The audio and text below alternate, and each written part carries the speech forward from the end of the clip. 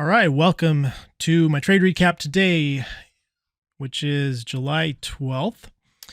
My name is David Whiteley. This is UL Trades. I just changed the name of my YouTube channel. I keep tweaking it, just playing with it. So that's the latest and greatest iteration. The goal here is I'm trying to get 20 Apex accounts funded. Still working to pass evaluations on those.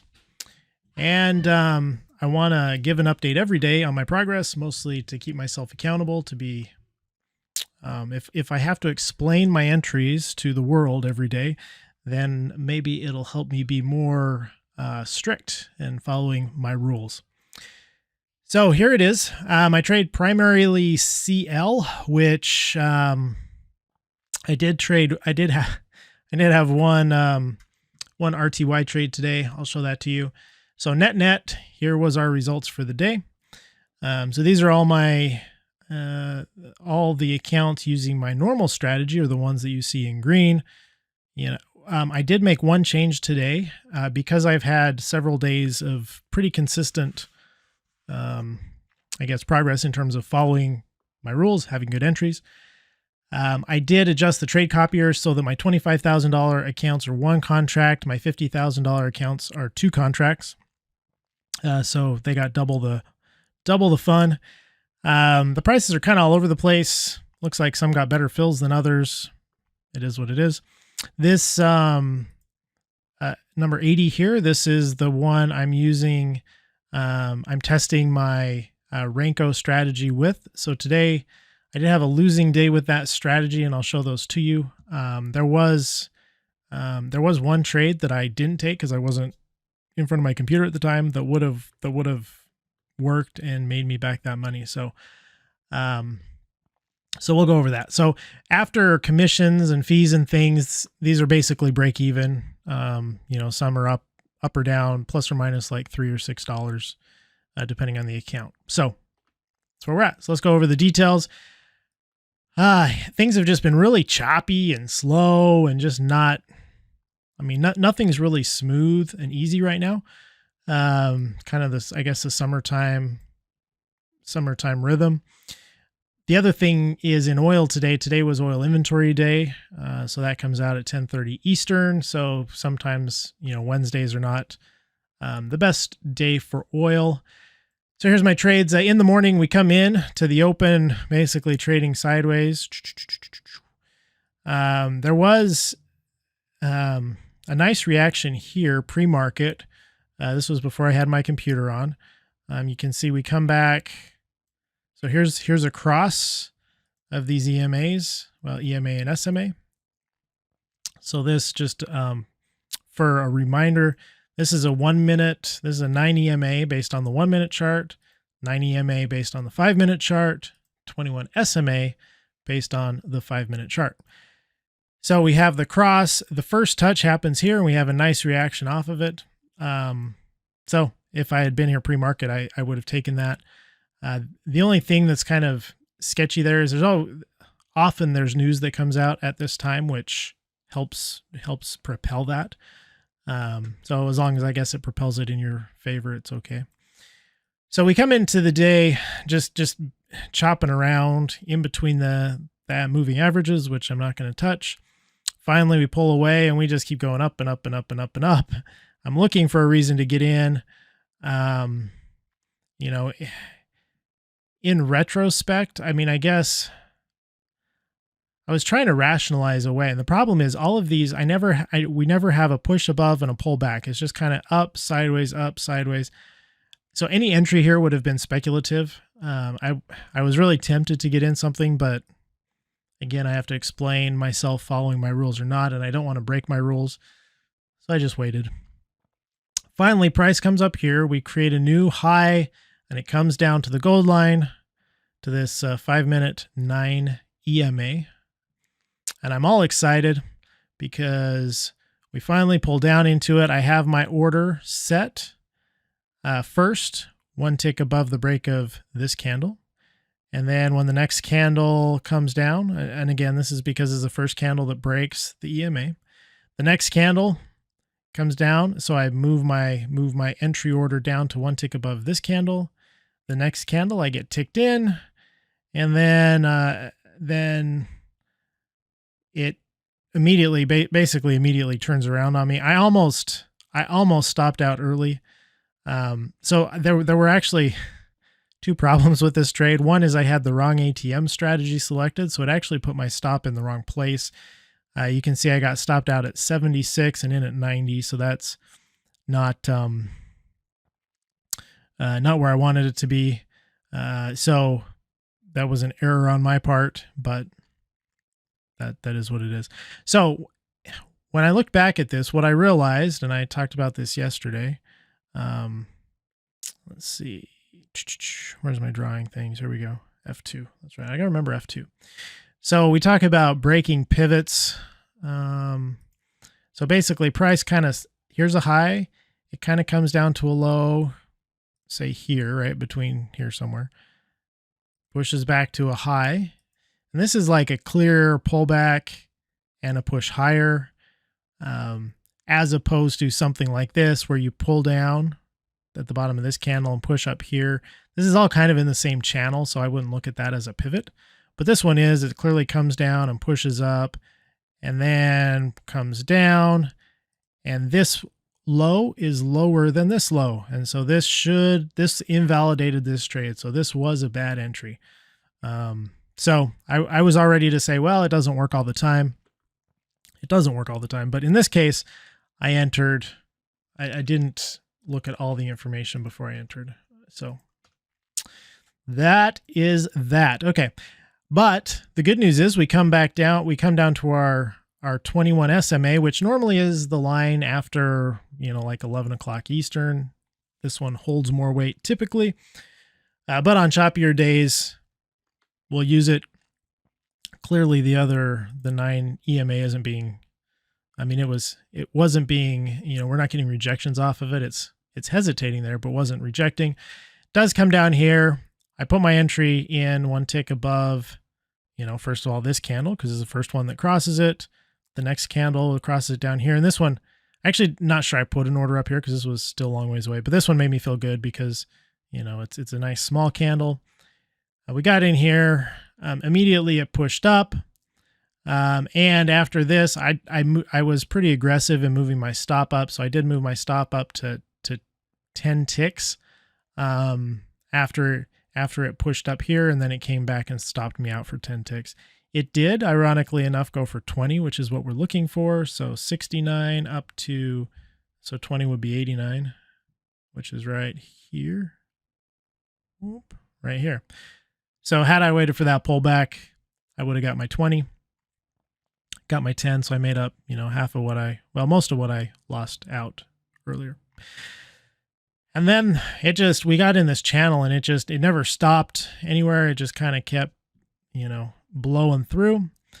So finally we did get in here. Now this, I was actually, ironically enough, I was playing with graphics, YouTube graphics stuff. And so I actually didn't catch this until after price had already pushed past where I should have got in.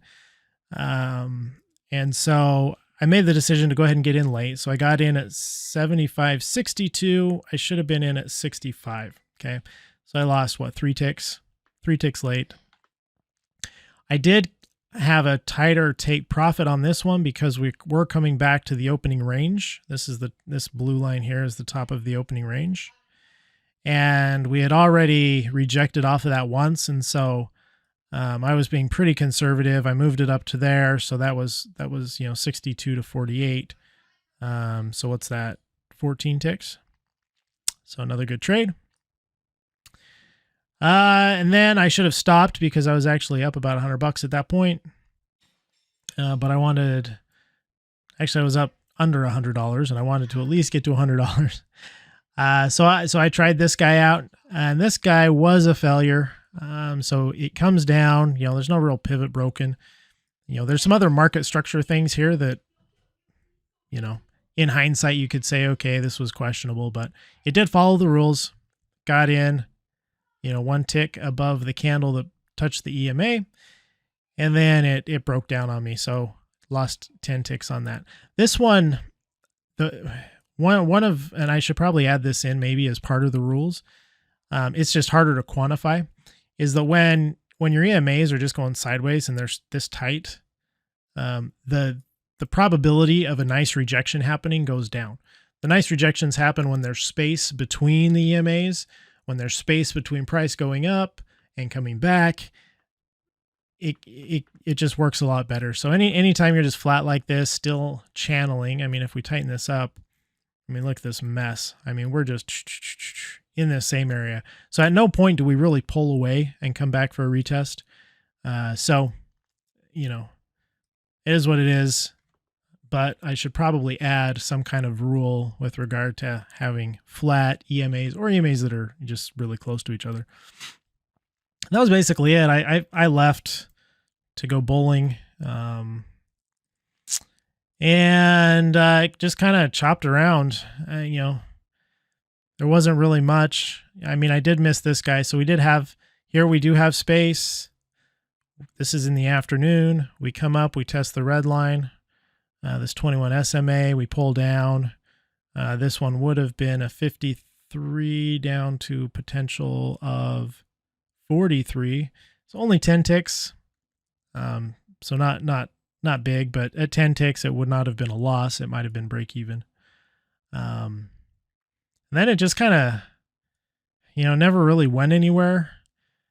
I mean, none of this stuff is really tradable in my opinion. Again, we've got the EMAs just kind of following each other. Prices just kind of meandering. Nothing. So I was waiting this afternoon for one more trade to get me out of the red, because I was, at that point I was down like $25, I think, in my accounts. And I didn't want to finish a day red. I've had 4 days in a row, either break even or green. I didn't want to break that trend. So we'll jump over to my RTY trade, which, white chart, blinding. This one, I was watching this come up, same trade parameters as in oil. We never really touched the red line, which is what I wanted to see. But we did reject off of it. We're at the last is kind of power hour. Price is coming down. It pushes down hard. And I was looking at this. I'm thinking all I need, and this is totally the wrong way to look at things. I know it. So this is a bad trade. But I was like, I only need like $30, $20, $30. So I did 2 contracts in RTY because you get $5 a contract. And I just marketed into this guy because I could see the push coming down. We're coming up against this line. In this candle, I say it's probably going to at least get down to the price we tested on this candle. So I got in here. I moved my target right up to the bottom of there, sold out for that. So what I get 40, and I got in at 8. So I got 4 ticks. So that was enough to get me back into the green on most of my accounts. So again, bad trade. I actually should have held it. If I would have held it, it did drop through. But price was really bouncing around, and the stop on this guy, if I put the stop on the back of this candle up here, it would have been like 20 ticks, and I did not want to give up 20 ticks. So I took the quick scalp, and that is what it is. So I'm glad it worked, but yeah, I don't want to get in the habit of doing that. So those are my regular accounts. That's my trade sort of update there. Let me show you the Renko strategy. Okay, so this is oil. And what I really would like to do is I would like to program this into a strategy that auto executes, because the problem is with Renko, it's really because the bars aren't based on price or based on time, they're based on price. You can sit in like one Renko bar for a really long time, and then all of a sudden it'll go and just boom down like a lot. Or you'll come up here, it'll sit here forever, and then all of a sudden it'll pull out. So I would really like to program a strategy in that automatically executes these trades. It'd be a lot easier. So this is these are the 3, I think. Yeah. So as I'm kind of fine tuning this strategy, there are parameters that work. I'm really looking for the ones that work most of the time, and they don't happen that often. So there were 3 instances of what I would consider a valid entry. And so the first one I got into here failed. I got in here, boom, it turned around on me. That was a loss. The second one, I also got in on this one. This one would have been a win, and anything that goes 10 ticks. So these are 2 tick, kind of every gap here is 2 ticks. So I need 5 bars basically to make it a profitable trade. 10 bars would be, the profit target. So 1, 2, 3, 4, 5, 6, 7, 8, 9, basically 10, so that'd be 20 ticks. So this was perfect actually. And if you remember, yeah, I think this was a trade I got in on the other chart too, but, I was late to this one. And for some reason this doesn't mark the trades on here. I don't know. There's probably some setting that I have wrong. I can't figure it out. So it doesn't show you where I got in, but I got in late. I got in right about here and sold out about down here. So, and this strategy is 4 contracts. The last contract is looking for the full 20 ticks. So I hit target on 3 of them, I think, if I remember right, and it pulled back and stopped me out for a partial profit on the 4th contract. Okay, so we had a full loser. We had a perfect. This would have hit the target if I'd got into it, when I should have. And then the only other time today that met my criteria was right here, and it would have worked, but I wasn't around to take it. So, so my results were half out of 2, basically. For the day, it would have been 2 out of 3, so it would have been profitable today if I'd have taken every opportunity. So we will continue to test that strategy. All right, that's my summary. That's what I got. So we'll be looking for a nice big positive day tomorrow. I would really like to get these accounts over halfway, at least halfway to, I'm talking about the $25,000 accounts. I'd really like to get these guys halfway to their profit target of $1,500. So still have a little ways to go. I'd need $1,000 over the next 2 days. So that's a stretch. We'll see what we can do. The other thing that's weird, in case you're wondering, the sim account is showing 320 negative. Somehow, and I can't figure this out. If you know the answer and can tell me in the comments, you would be my hero. Somehow, when I'm executing this strategy on this account, it's triggering an order in my sim account, and I cannot figure out for the life of me why it's doing that. I don't have the trade copier set up to it. The account is set up to, the 80 right here, right? It's not looking for the sim account. So I don't know why it does that.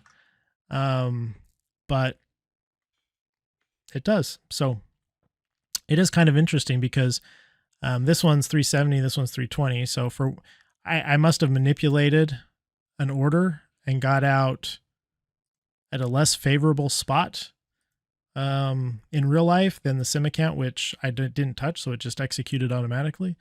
So I should just let these things go automatically. Anyway, all right, well, that's enough for today. Hope you had a good day trading. If you have any questions that I can help answer, let me know. Not that I'm an expert, you can tell that pretty clearly. But thanks for sticking around. Hopefully this was helpful. If it was, if you found some benefit, feel free, like, subscribe, comment, and we'll talk to you tomorrow. Have a good one.